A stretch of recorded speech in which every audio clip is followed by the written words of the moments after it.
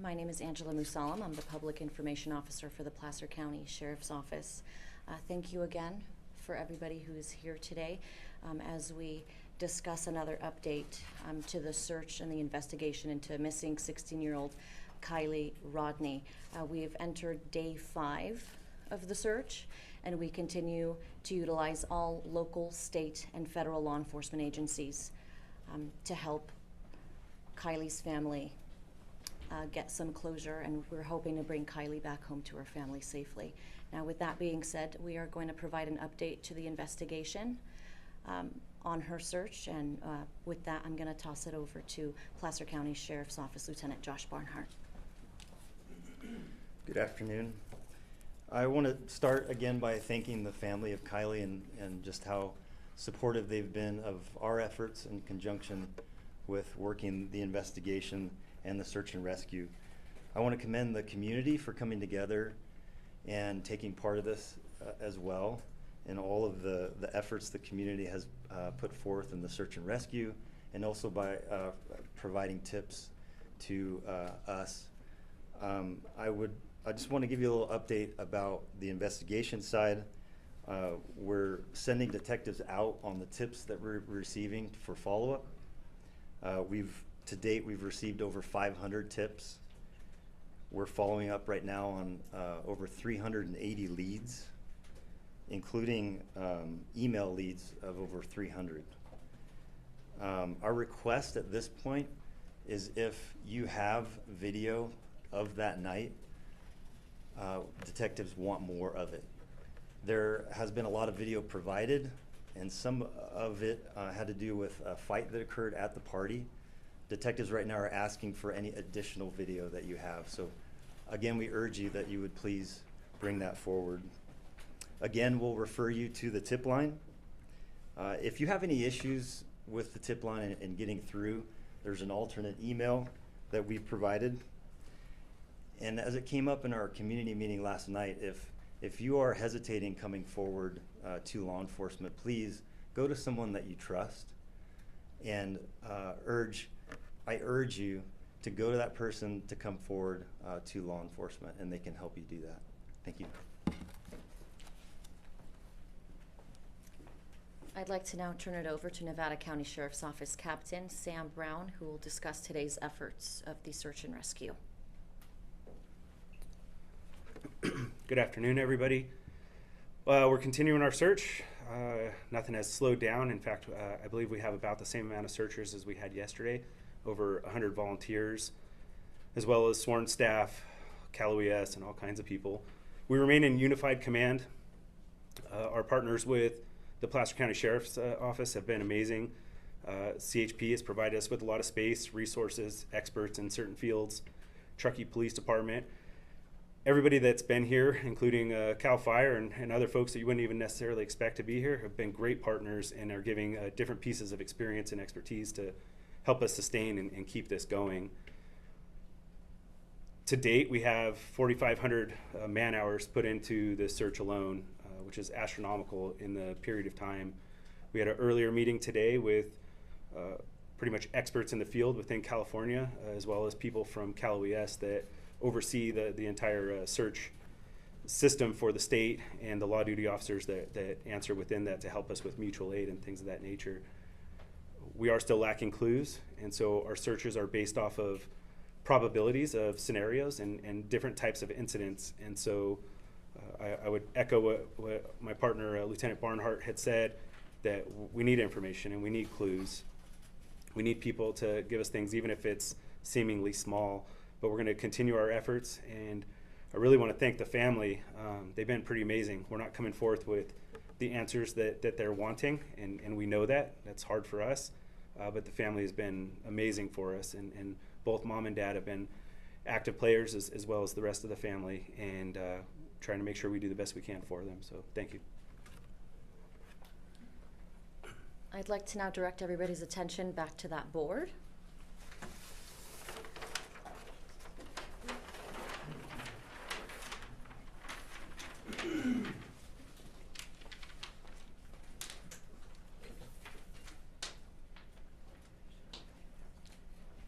You're looking at a very recent photo taken of Kiely about a month before she disappeared. We want you to pay attention to her jewelry. She's wearing very distinctive gold colored necklaces, 1, 2, 3 necklaces, and we do believe that these were the same pieces of jewelry that she was wearing when she went missing. This photo was sent to us by her family, and out of respect for the family, we are releasing this photo and just urging everybody to please pay attention if anybody comes across these pieces of jewelry, if anybody locates anything, to please immediately contact the Placer County Sheriff's Office or the Nevada County Sheriff's Office. And with that, we'll open it up for questions. There was mention of video of a fight. Is that in any way connected to the disappearance? The only thing I can say is that they have not found a connection yet to it. Obviously, it's being taken into consideration. And this case is receiving a lot of help from larger agencies, the FBI, Homeland Security at one point. What is it about this case that's attracting so much help from these larger resources? So as you know, when you are under the age of 18, you're a minor, you're considered very at risk, right? And you're missing. To this day, we still have not been able to locate Kiely or her vehicle.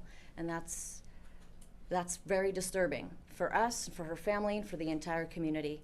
And because we are treating this case as an abduction solely as a result of her vehicle not being located, that now intensifies the search. And so we, again, will not leave any stone unturned, and we have requested the help of every agency who is willing to help us, and that does include many local, regional, state, and federal agencies, and we're very grateful for their help. And just clarification, you're treating it like an abduction but not labeling it an abduction? Correct. Okay, Yes. Oh, yes, Why sir. have some of the signs in town been changed to trash and debris and not with our information still? The little flashing orange signs, the fire department had put up stuff. It used to say Kiely or description and stuff, and now it's saying bring your trash and debris to us instead.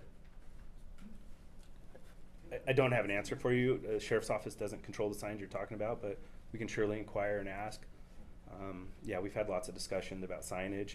One thing I will throw out is that Code Red and Everbridge, they're the 2 alert systems. Most people within Nevada County and Placer County are aware of those systems. They're used for emergencies, fires, things of that nature, not typically with missing persons. Due to the struggles of trying to get certain messaging out and higher level messaging, we started releasing our Everbridge and Code Red messages today to include phone call, text message, and email. Some people may not have received it yet. It may take throughout the entire day to have that go out. Somewhat complex to send a message to, say, 100 or 300,000 people, and that will clog up the system. So it's done in a phased approach, but we're trying to compensate for some of those things that are lacking. We've even heard that maybe signs were being pulled down in certain areas of missing posters. Luckily, through the Code Red system and things like that, I don't have as much experience with Everbridge, but we have about an 80% enrollment for Nevada County. So out of our 100,000 residents, that message should hit about 80,000 residents, and could even be non-residents if they ended up registering for our system. So we're trying to compensate for some of those things. I would just like to reemphasize, I think the reason that everybody is in this room right now is this is getting a lot of attention, and a lot of people are aware of it. The more messaging that we get out, we firmly believe is a better way to do business. But most people are aware, and we're trying to make sure that everybody's aware to the best of our tools. There is still business and things that have to go on in life, and some of those entities that aren't working in our system maybe aren't as aware of, hey, like even though you have these responsibilities for debris or trash, that hey, we could still use some of that help and things like that. But there are still other things that do need to go on. Our emphasis is in the search for Kiely, and we're putting that energy into it. Is there a specific area, geographic area, where the search is being conducted? I mean, we were talking about searching, but is there a specific location, or is it still pretty broad at this point? Tough to answer. I mean, to truthfully answer, we have a point last seen and a point last known, and that's confirmed by digital evidence and individuals, and that's our focus. And so when we meet with all these experts in the field and we say, hey, here's our search, here's what we've done, here are the amount of hours and tracks and different things that are going into it, are we missing something? And the answer in the room is no. So then you start to play out your scenarios of, is this a missing person who went off the road? Is this a traffic collision that occurred? Is this some sort of an abduction or even a violent crime or any of those types of scenarios? And then you have to start to think is, how does that search then get impacted by that? And the amount of time that's elapsed, somebody could cross into a different country, a different continent, all kinds of things could happen. And so to focus a search is complicated. So the reason we're constantly in front of the media, trying to do community meetings, trying to use Code Red, trying to work on things like the Amber Alert and things that people are really frustrated about. We just want the word out so that people are looking, and we're getting tips from all over the country. I don't know that any of those have panned out, but we're getting tips from all over the place. And we have other countries that are even asking and wanting to talk to the family. So there's support, I think, because people feel that they could be in this same situation themselves. We just want word out so that more eyes are out, because we don't have an exact spot to look for. And that is unusual, especially with a large object like a car. Is the navel piercing, is that a unique piece of jewelry? And also in the beginning, there was reports of a nose piercing as well. Are there two unique pieces of jewelry there too? Because that looks pretty unique, other than just the necklaces. Is there anything about that that we should be looking for? Because you just asked us to look for necklaces. Has there been any thought about that? She certainly does have numerous piercings with numerous types of body jewelry, but at this point we're focusing on her jewelry. On the necklaces? We were told that she always wears this type of jewelry.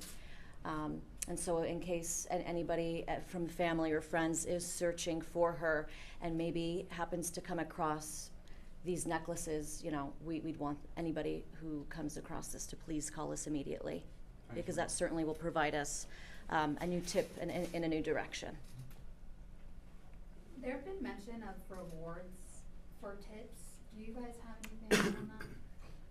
We don't have any law enforcement officially related rewards. We understand family and friends have rewards, have a reward set up in place, but that is not something that we can speak on. Is there some way that pawn shops within the area have access to the possible necklaces appearing? In California anyway, I can't speak on Nevada because I don't know the laws there.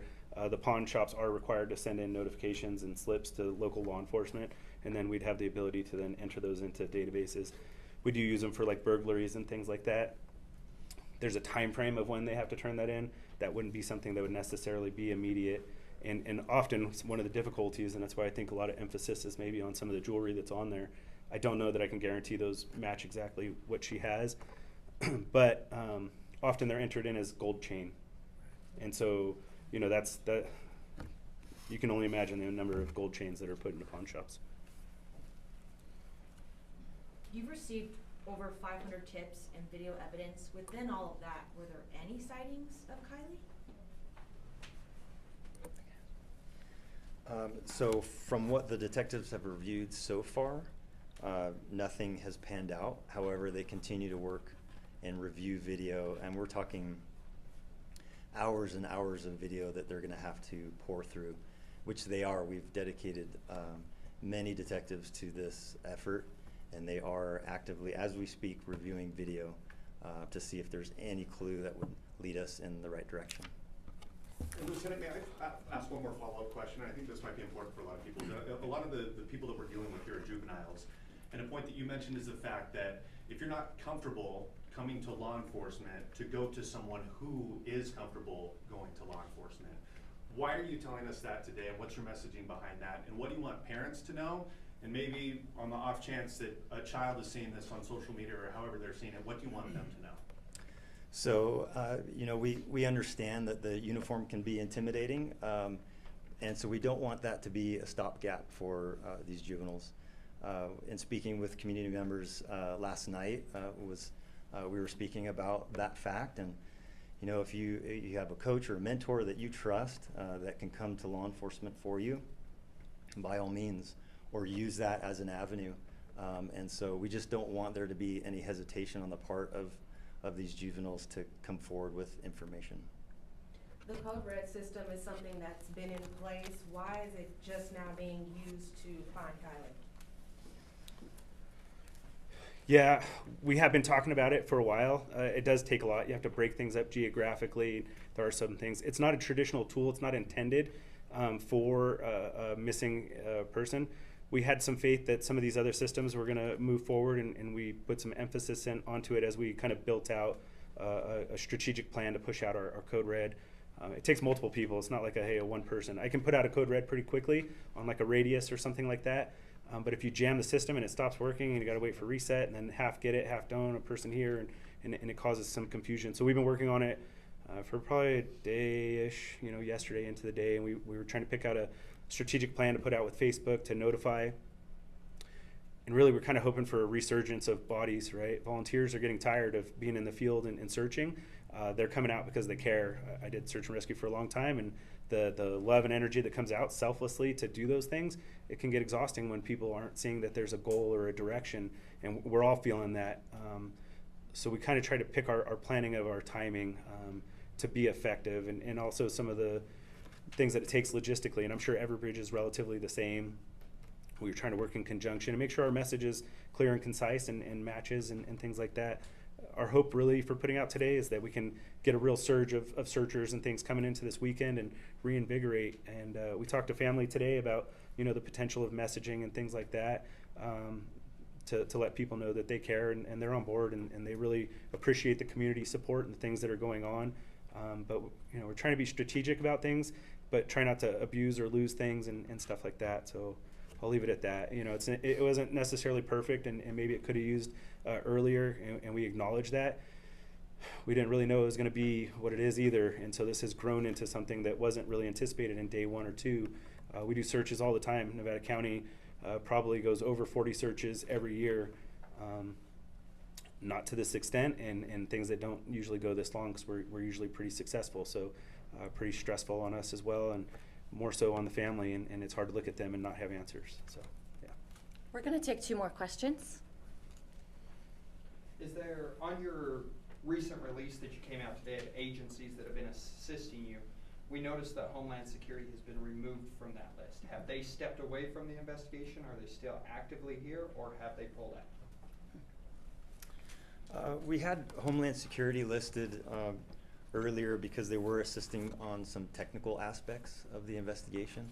It caused a lot of questions, and that may be why they've been removed at this point. I can tell you that there aren't any personnel involved from Homeland Security at this point, only FBI agents. Final question. With searchers getting tired and new searchers coming in, and with this new technology you're using, can you reiterate that the people coming into town, because we're going to have a big influctuation of people into this community coming in starting tomorrow through the weekend, and if they do want to use those resources and go searching, can you explain to them where they need to come and they need to check the QR code and then use that before they enter the field instead of just entering the field if they're wanting to help? Yeah, JD, thanks. I mean, I probably should have started with that. It's okay. There's a We lot just going need to on. Make Yeah. sure they know they're coming. Outside the box thinking, the teams came up with a great idea to create a mapping system for civilians and folks that aren't necessarily professionally trained to do certain things. The family has a trailer here in the rec center's parking lot. Rec center's been fantastic at allowing us to use this area and conduct media and community relations, but the family's been out in the trailer in the parking lot with the assistance from friends and community members. There's a system that allows you to log on to the CalTopo app. It's designed specifically for people trekking out in the woods, things of that nature. Also, we use it for search and rescue, emergency evacuations, and all kinds of things. People in the field can download the app, come down here. It can be accessed off of web pages as well on computers.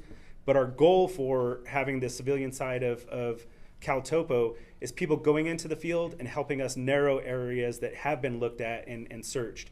We don't necessarily want to open up of, hey, here's where we've been searching, because one, we haven't found anything in those areas. but we also want to encourage people to go out and then be able to share those tracks. And so the reason it's not being, it has been copied and put online, and it is accessible out there, but we don't want 1 million people from the United States logging on to this.